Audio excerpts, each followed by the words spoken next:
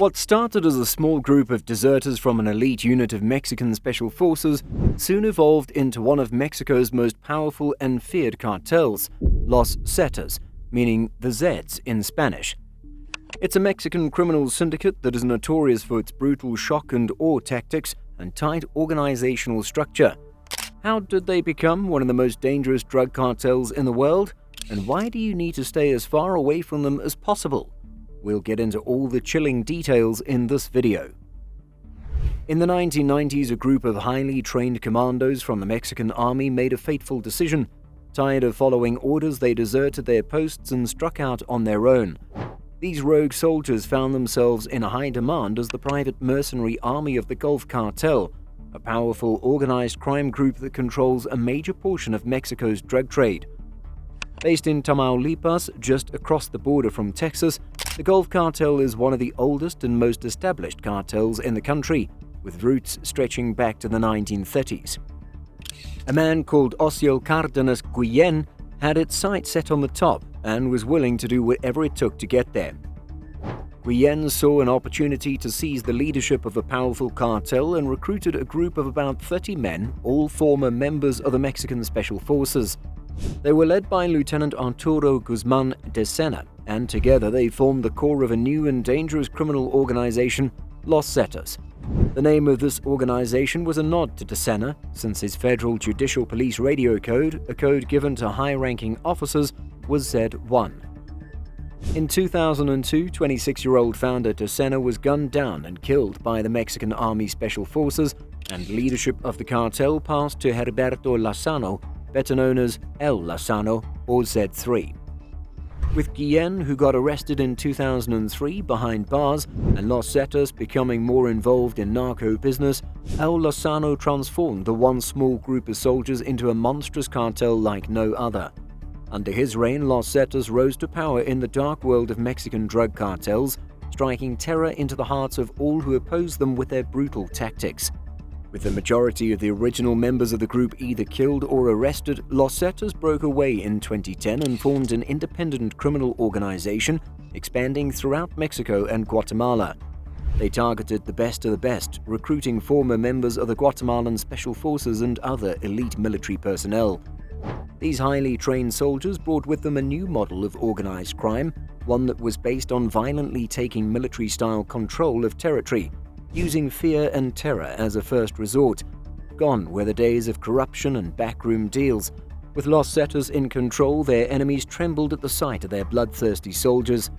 The world of organized crime would never be the same. But how brutal exactly was this cartel? It's nearly impossible to overestimate how Los Zetas expanded Mexico's narco-violence, terrorizing innocent civilians, like the massacre of 72 migrant workers in a barn in northern Mexico and the killing of 52 people in a casino in Monterrey. But to get a better, or actually more disturbing, picture of Los Zetas' savagery, we'll take a look at their leader, Heriberto Lazcano. Coming from a poor family, he joined the Mexican army when he was only 17 years old and worked his way up to the Special Forces. During his army time, he even got trained by the Israeli Defense Forces, so you can only imagine his level of skills. He took over Los Zetas in 2003, turning the group into some sort of military force, branching out into violent criminal activities like kidnapping and extortion. His nickname, El Verdugo, meaning the executioner, might give you a slight impression of his methods, but reality is way more shocking. El Lazcano was a violent psychopath who was known for his brutal tactics, including decapitating his victims, dissolving them in acid baths, or boiling them in oil. He made a name for himself by feeding people to the lions and tigers he held at his ranches. A torture method called La Paleta, or the popsicle, in which victims were stripped naked and beaten with a board, was one of his favorite tactics to get his enemies to talk. Even Lazcano's own men feared him. Whenever he caught someone stealing from him, he would force one of his men to watch, while another would beat the offender to death. Despite a $5 million bounty on his head, El Lazcano remained one of the most powerful drug lords in Mexico, ranking at the top of the list of Mexico's most wanted, just behind Joaquin El Chapo Guzman. El Lazcano is believed to have assassinated hundreds of people before getting fatally shot himself during the shootout with the Mexican Navy in 2012. After his death, his body mysteriously disappeared, which sparked numerous conspiracy theories claiming he's still alive today. Throughout the years, Los Zetas gained a reputation for violence and brutality. Although their core business was drug trafficking, the organization also ran sex and gun rackets.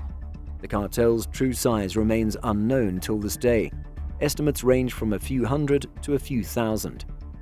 The organization expanded its activities to include people smuggling, kidnapping, extortion, and arms trafficking, in addition to expanding its function beyond protection and enforcement. Together with other cartels, Los Zetas was responsible for stealing more than a staggering $1 billion worth of oil from Pemex, Mexico's national oil company. The cartel maintained an exceptional operational capacity despite its split from the Gulf cartel. Although it felt the pressure from numerous competing criminal organizations, Los Zetas maintained control of key trafficking routes along Mexico's east coast. The organization of Los Zetas had a sizable presence in Guatemala as well, where it had employed many corrupt police officers as informants. Starting in the first decade of the 21st century, competition between significant trafficking organizations grew, and conflicts between traffickers and the police and military increased, killing thousands of people. Most of this bloodshed has been caused by Los Zetas.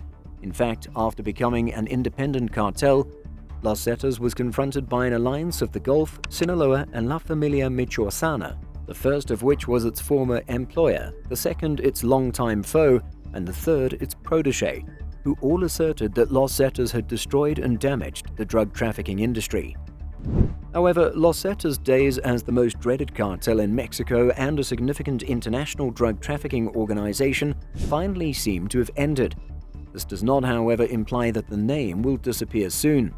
After reaching the point where they could compete with the mighty Sinaloa cartel, Los Zetas are today a splintered organization, bound together by little more than a moniker, and becoming more and more reliant on local criminal earnings rather than the international flow of drugs for their income. But since 2019, a number of Zetas splinter groups are gaining strength, like the old-school Zetas, the Northeast Cartel, and the Talibans.